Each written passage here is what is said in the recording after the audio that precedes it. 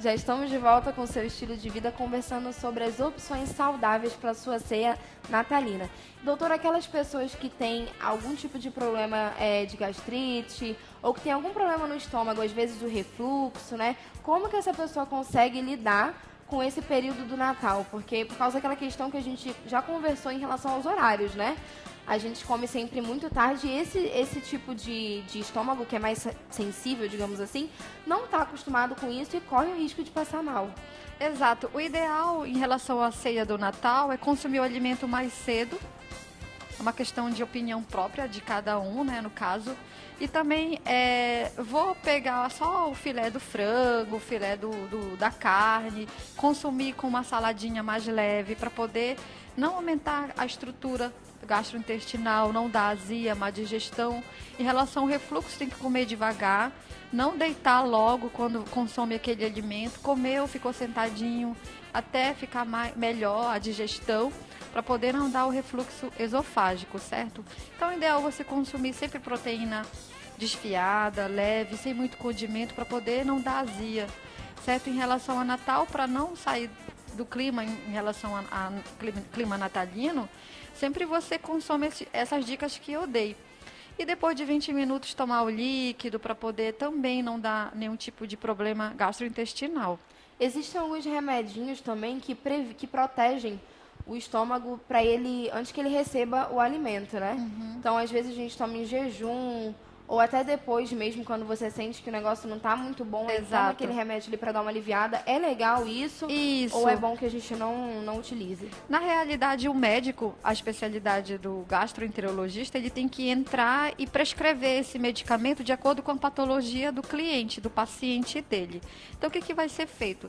Sempre você pedir para o seu médico, especialista, para ele te prescrever qual é o antiácido ou medicamento para poder proteger a mucosa intestinal.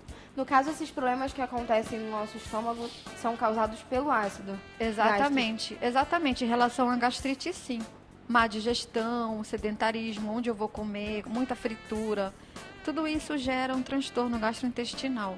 E a água gaseificada, ela é uma aliada nesses dias, nesses momentos assim especiais?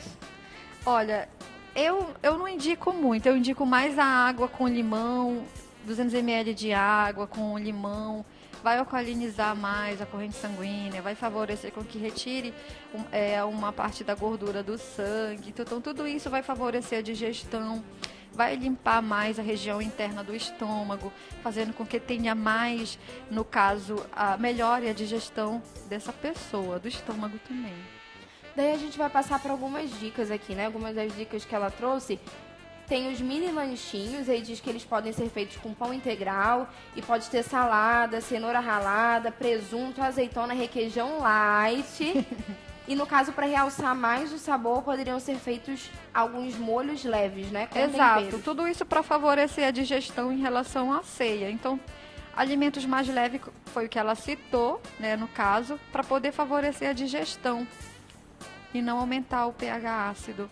Espetinhos de frango assado podem ser colocados no palitinho e também podem ser consumidos com molhos leves. Exato, para poder consumir essa proteína associada a uma salada mais leve, pode ser um purê de batata ou um arroz integral ou um tipo de preparação mais leve, foi essas que eu citei no caso. Esse frango não deve ser frito, né? Não, sem dúvida nenhuma. Pega o filé do frango, assa, coloca no espetinho para poder entrar no clima mais saudável e mais gourmet.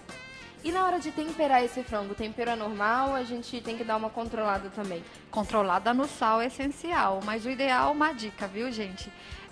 Algumas folhinhas de hortelã, folhinhas de orégano com uma colher de sopa de sal marinho ou sal iodado.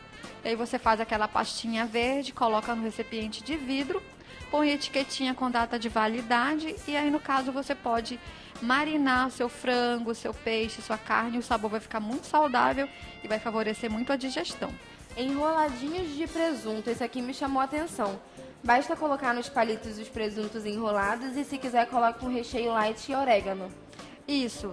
É uma questão de entrada, os enroladinhos light, no caso com presunto de peru mais magro, viu? É só observar qual é a marca do peru, do peito de peru, a qualidade principalmente, e orégano vai também favorecer a digestão. Normalmente a gente vê também esse tipo de entrada com queijo, cubinho de queijo, azeitona, às vezes tem uma pimentinha e ainda tem alguns que levam salsicha, né? Isso, fonte de sal, no caso, esse espetinho, né? Isso para quem... Não é ideal. Não é ideal por causa do sal. Mas nosso papel como nutricionista é orientar, tá? Então você pode comer, mas o nosso papel mesmo é orientar que lá naquele espetinho ele tem fonte de sal. É só adequar normalmente a sua alimentação. Torradinhas recheadas devem ser integrais e com molhos leves ou ainda com geleias doces sem muita caloria. Esse aqui é um ponto interessante, né? Porque geleia já é doce por si só. Então, no caso, faz uma geleia sem açúcar, só com frutose natural. Pode ser da goiaba, do cupuaçu, do maracujá. Nós teríamos, no caso, que fugir do creme de avelã, né? Exatamente. Aí, no caso, pega o pão integral, sabe aquele pão que sobrou? Então, pega um pão normal, já com a ideia de fazer as entradas, certo? E aí, no caso, corta em rodela ou quadrado, da forma que você quiser. Ao invés de você fazer a rabanada... Certo. Porque para rabanada tem que ser aquele pãozinho também um pouquinho passado, né? A gente corta ele durinho, mergulha no leite condensado e ainda frita. Então, ao invés de você fazer essa receitinha meio gordinha, isso, faça a torrada mais saudável. Você que é fit, conseguiu emagrecer, está no foco, está totalmente light, totalmente normal com o peso, não custa nada conferir essas dicas que, no caso, vai só favorecer o teu Natal. Imagina aquele Natal calórico, aí você vai dizer, poxa, eu estou fazendo um Natal mais light. Nossa, que legal, né?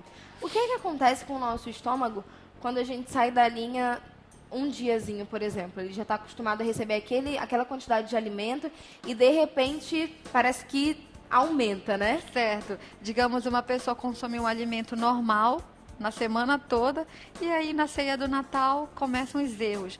Mas aí o que vai acontecer na digestão é que tem fonte de sal, fonte de vários acidulante, edulcorante, açúcar na composição, gordura trans, saturada, tudo na composição da ceia do Natal.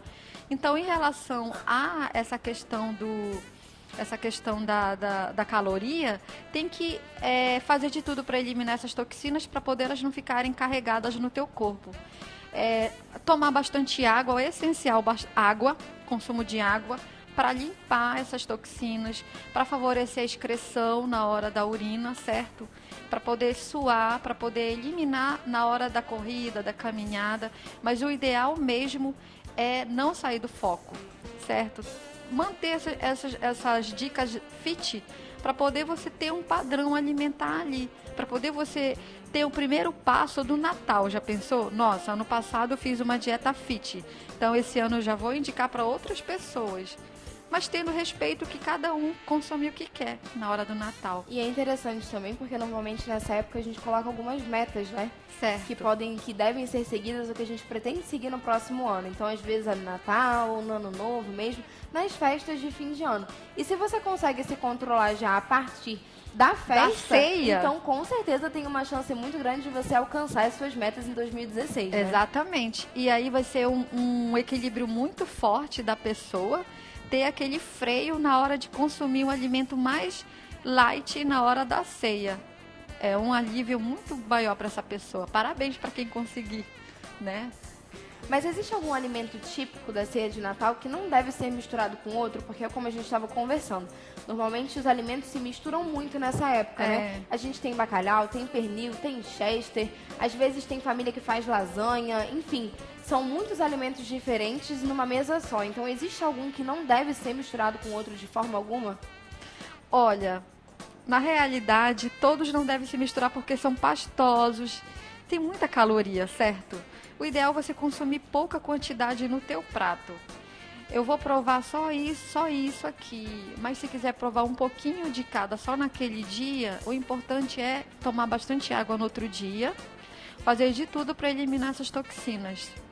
E a gente deve fazer aquela dieta master o dia inteiro de dieta para poder chegar no dia do Natal e, enfim, tá com esse estômago preparado para receber essa alimentação? Ou não é ideal que a gente fique o dia todo sem comer, só se guardando aí para a ceia de Natal? Não, o ideal é que você consuma até o Natal 5 refeições ou 4 refeições. Imagina, de jejum, lanche da manhã, que pode ser uma frutinha laxativa, pode ser um almoço, lanche da tarde, mais uma fruta e iogurte desnatado, certo? Então, tudo isso vai favorecer com que lá na hora da ceia eu não tenha muita fome, certo? E já pensou uma carga glicêmica que você vai consumir se não comer nada no dia? E aí, no caso, pode dar algum problema gastrointestinal, certo? E é interessante que a gente permaneça fazendo essas refeições da mesma forma no dia seguinte. Exatamente. O ideal é não sair da linha. Então, quer dizer, comi, não consegui me controlar. E aí, no outro dia, eu vou fazer um detox aqui. Vou beber só água, vou comer só melancia. Vou fazer uma dieta radical que é para poder limpar meu organismo do dia anterior. Isso é válido ou não? Não, não. O ideal é fazer o que eu disse. Consumir essas refeições, café da manhã, um lanchinho da manhã que é uma fruta laxativa, um almoço junto com salada, proteína magra, mais o lanchinho da tarde, certo? E quando for à noite, todo mundo vai trocar presente, está todo mundo reunido. Eu vou consumir pouca quantidade porque eu já consumi no dia. Então, eu não vou extrapolar, eu não vou sair da linha, certo? A Lilian Ferreira, lá de Novo Airão, quer saber algumas dicas em relação a uma ceia de Natal saudável. Certo. Parabéns, certo? Pela sua iniciativa, Pela sua iniciativa. Então, pode consumir bacalhau, com azeite de oliva, você faz aquela preparação com pimentões, a batata também, certo? Coloca com leite desnatado na preparação, naquele molho branco, certo? Coloca sempre peixes, vamos priorizar os peixes da região também, uma costela de tambaqui fica tão gostoso na hora da ceia, certo? Dá prioridade também ao nosso peixe, fonte de ômega 3, 6 e 9. Também você pode comprar o filé, pode fazer o molho madeira, diminuir a quantidade desses condimentos que tem na composição, certo? Que você pode comprar em supermercado. Você pode fazer um arroz integral, um arroz à grega, é muito importante.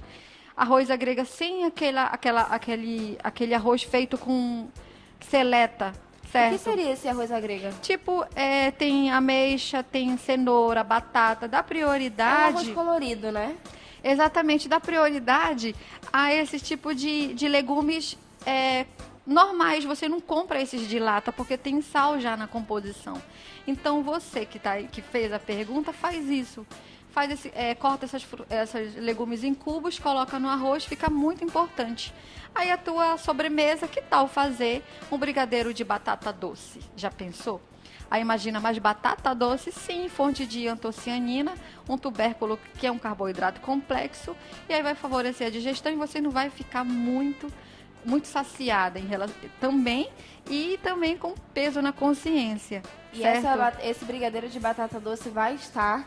A receitinha dele vai estar lá na nossa fanpage, então se eu fosse você, eu fazia algumas visitinhas durante a semana na nossa fanpage, que a gente vai deixar essas receitinhas da doutora Ana Consentini para você inserir aí na sua programação de Natal. Petit gâteau também. Petit gâteau, não acredito que a gente vai ter uma opção saudável de petit gâteau, né, gente? Pudim de biomassa da banana verde é tão fácil de fazer, é só pegar a banana verde, cozinhar 4 numa panela de pressão, na hora que ela deu o primeiro suspiro, na realidade, o que você vai fazer?